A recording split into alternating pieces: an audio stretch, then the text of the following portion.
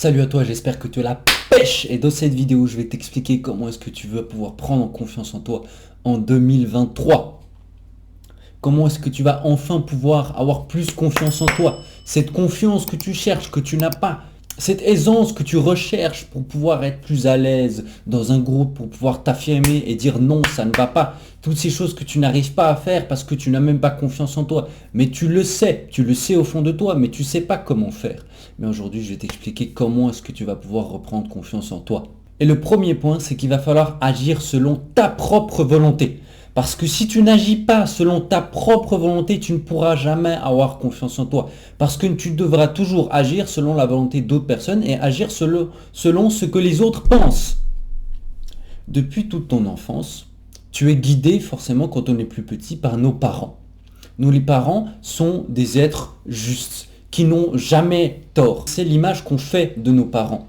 Sauf que nos parents, même s'ils ont pris soin de nous, même s'ils étaient des bons parents, même s'ils nous ont donné une bonne éducation, ce sont quand même des êtres humains et des êtres humains n'ont pas forcément raison à tous les coups. Donc la première chose qu'il faut que tu comprennes enfin, c'est que tes parents ne sont pas parfaits et que certaines choses qu'ils te disent ne sont pas exactement comme tu devrais le faire ou comme tu devrais être. C'est-à-dire qu'il y a un moment donné, il va falloir par toi-même te faire des réflexions et ne pas écouter sourdement tes parents.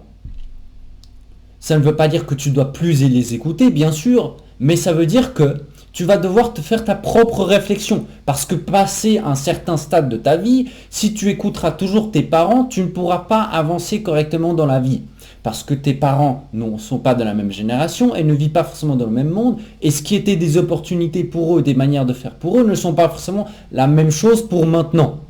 Ce qui est important, c'est que tu réalises que tes parents, même si c'était des parents idéaux, ce ne sont pas eux qui vont te donner la clé à tout.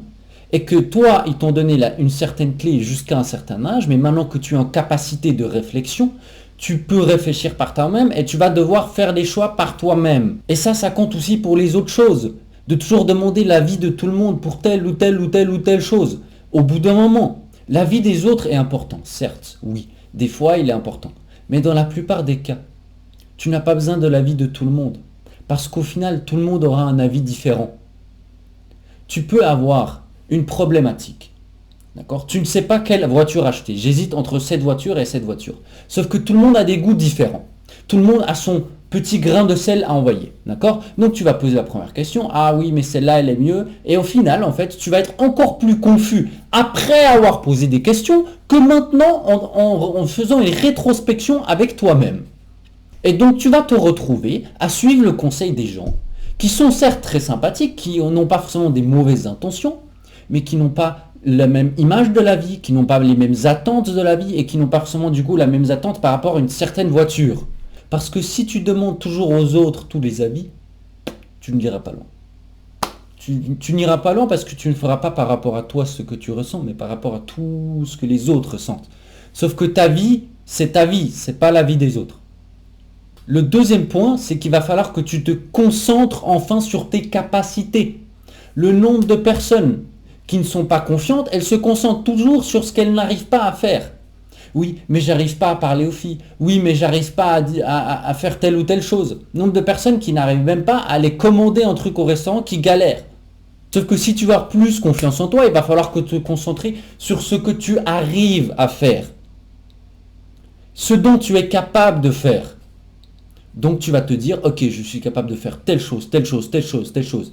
Et si aujourd'hui tu me dis, mais j'arrive pas à faire ça, j'arrive à rien faire, je suis nul, c'est faux. Il y a forcément une chose dans ta vie que tu arrives à faire. C'est sûr, il n'y a pas d'autre possibilité. Il y a bien une chose que tu arrives à faire. Et si tu me dis, je n'arrive rien à faire, je ne te croirai pas.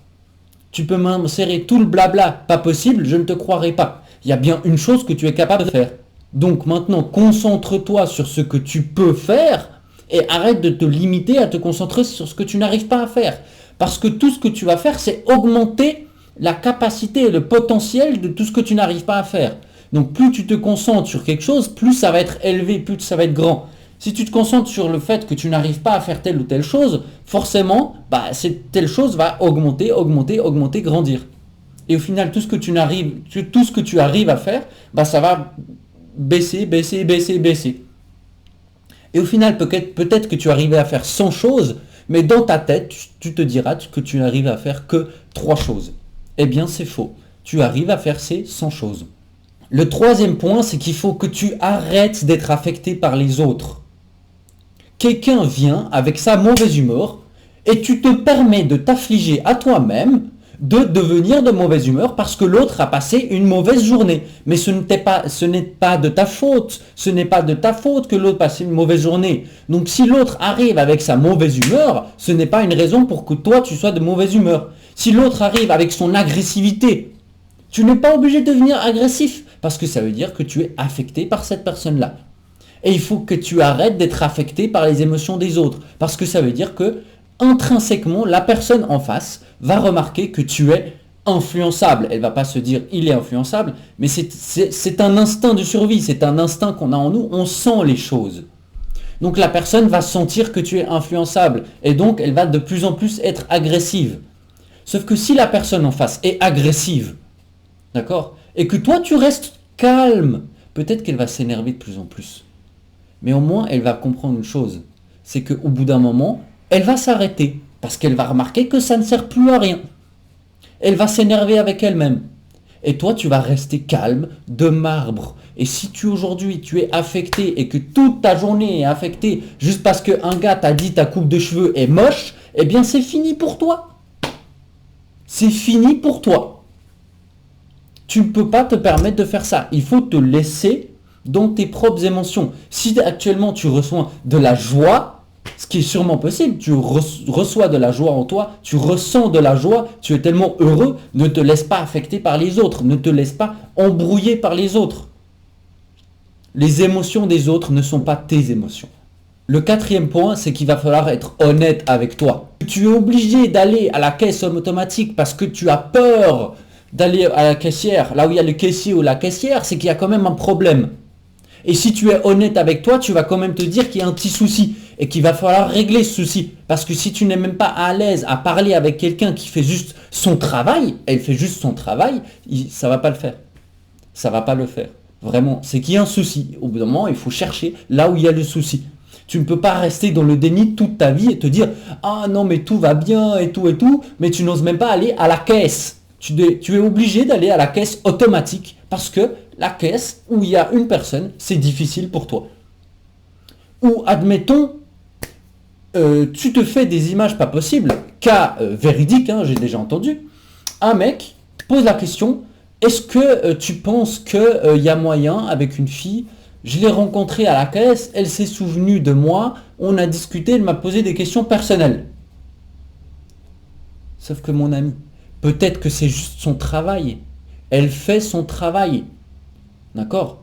Quand quelqu'un travaille dans un magasin, quand quelqu'un travaille dans un service, s'il se souvient de son prénom, s'il se souvient de sa vie, s'il se souvient de telle ou telle chose d'un client ou d'une cliente, c'est pourquoi le client il va se sentir valorisé, donc il va vouloir revenir parce qu'il se sent bien. C'est pas parce qu'elle veut te pécho. Exemple factuel. Au bout d'un moment, si ça te fait effet, tu te dis peut-être qu'il y a moyen avec telle chose, c'est quand même qu'il y a un souci.